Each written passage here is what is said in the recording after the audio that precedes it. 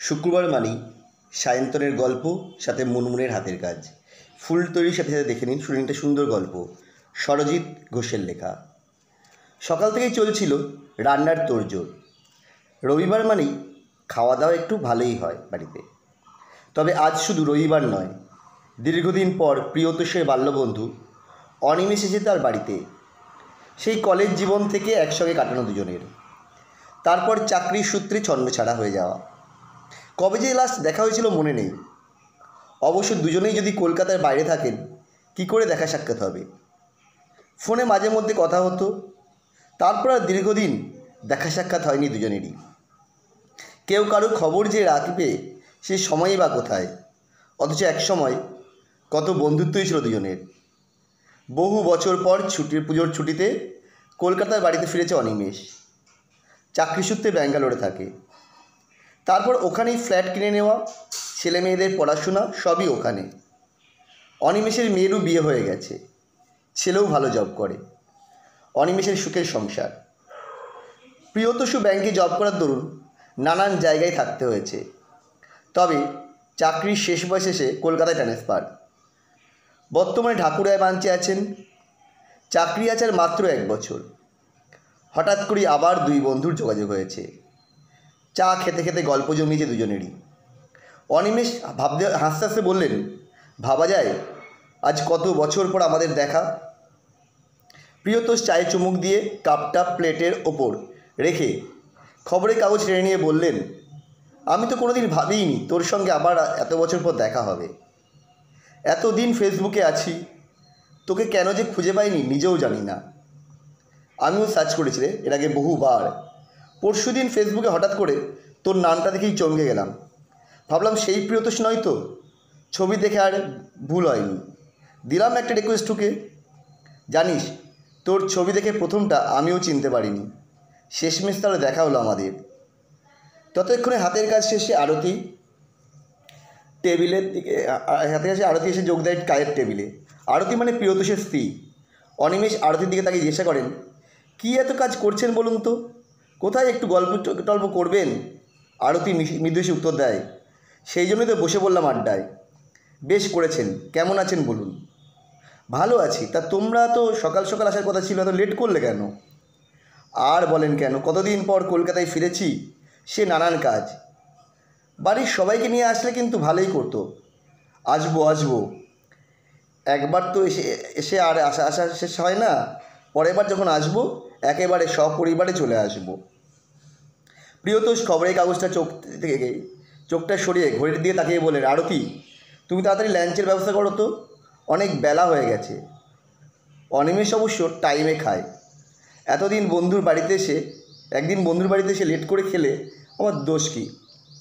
প্রিয়তোষ কথা শেষ করতে না করতেই অনিমেষ বললেন, আরে তুই আরে কী যে বলিস না তুই। ভাবতে পারছিস আজ কত বছর পর আমাদের দেখা, কত গল্প জমে আছে। আজ মন খুলে গল্প করব। হ্যাঁ রে প্রিয়, আমাদের দীপেন, মলয়, দেবব্রত এদের খবর কি? দীপেনের খবর ঠিক বলতে পারবো না। মাঝে মধ্যে মলয়, দেবব্রত বাড়িতে আসে, ভালোই আছে সব। তা কলকাতার ব্রাঞ্চে কতদিন হলো এসেছিস? 8 বছর হবে প্রায়। আরতি লাঞ্চ রেডি করে ডাক দেয় ভিতর থেকে। প্রিয়তোষ একটু ব্যস্ত হয়ে বলে, চল আর দেরি করে লাভ নেই, খেতে খেতেই গল্প করা যাবে। বন্ধু অনিমেষকে নিয়ে খেতে বসে প্রিয়তোষ। নানান রকম খাবার দাবার এত কিছুর আয়োজন দেখে অনিমেষ বলতে থাকেন, বৌদি কাজটা আপনি ভালো করেননি। কী দরকার ছিল এত কিছুর? এত খাবার দাবার খাই মারবেন নাকি? প্রিয়তোষ শেষে উত্তর দেয়, আরে যা খা না, কিছুই হবে না। এত কিছু তো বলে দিলি, কিছু হবে না। তারপর খেয়ে দিয়ে তোর বাড়িতে কাহিল হয়ে পড়ে থাকবো, তখন কি হবে? এত বড় বাড়িতে তোরা মাত্র 2 জন, তা তোর মেয়ের খবর কি? ঠিক সেই সময় কলিং বেলের আওয়াজে অনিমেষের কথাই ছেদ পড়ল। প্রিয়তোষ আরতির দিকে তাকিয়ে বললেন, দেখো তো কে আবার এলো এখন।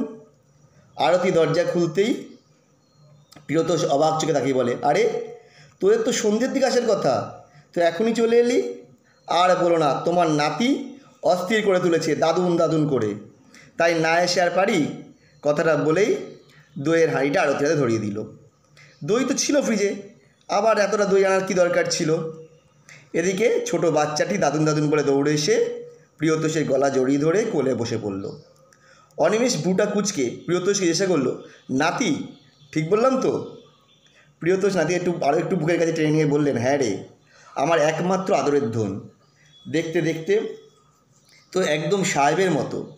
প্রিয়তোষ সেই মুহূর্তে নীরব থেকে নিতুর দিকে তাকিয়ে নিতুর সাথে পরিচয় করিয়ে দিয়ে বলল, বৌমা এদিকে এসো, তোমার সাথে পরিচয় করিয়ে দিই। জানিস বৌমাটি আমার ভীষণ ভালো। সে যাই হোক, লাঞ্চ করতে করতে লাঞ্চ সারা হয়ে যায়। এরপরে কিন্তু একটা খটকা অনিমেষের মধ্যে কাজ হয়ে থাকে। এটা কি করে সম্ভব? তাহলে এতদিন কি ভুল জেনে এসছে? অনিমেষ ভাবতে থাকে। চল ওপরে ঘরে যাই, একটু রেস্ট নিই। ওপরে ঘরে এসে মনে যেটা খটকা ছিল এতক্ষণ সেটা জিজ্ঞাসা করেই ফেললো, আচ্ছা প্রিয়, একটা কথা জিজ্ঞাসা না করে পারলাম না, তোর তো একমাত্র মেয়ে। আমি তো সেটাই জানতাম, তোর যে ছেলে আছে এই কথাটা বলিস নি। প্রিয়তোষ কী যেন একটু ভাবলো, তারপর বলল, তুই যেটা জানিস ঠিক জানিস, আসলে তোকে সবই বললাম। আমার আর বৌমার সঙ্গে পরিচয় করে দিচ্ছিলাম, তখনই বুঝতে পেরেছিলাম তোর একটা ডাউট হবেই। আসলে আমি লাঞ্চ করতে করতেই তোকে তোর মেয়ের কথা জিজ্ঞাসা করতে গেলাম, আর তখনই কলিং বেল বাজায়, ঢুকে গেছে। তা মেয়ে আর জামাই হয়তো ভেবেছিলাম, কিন্তু তুই বলি বৌমা, তখনই খটকা লাগলো। তা তোর মেয়ে কোথায়? সব বলবো বলেই তোকে ওপরে ঘরে নিয়ে এলাম। আসলে আজ থেকে 7 বছর আগের ঘটনা। মেয়ের বিয়ে দিয়েছিলাম ধুমধাম করেই, দেখাশোনা করেই বিয়ে। ছেলেটা ভীষণ ভালো আর ভালো চাকরিও করে। ওদের বাড়িতে মেম্বার বলতে 2জন, বাবা আর ছেলে। মা অনেক দিন আগেই মারা গিয়েছিলেন, বাবা অসুস্থ, তাই বিয়েটা একটু তাড়াহুড়ো করেই দিতে হয়েছিল।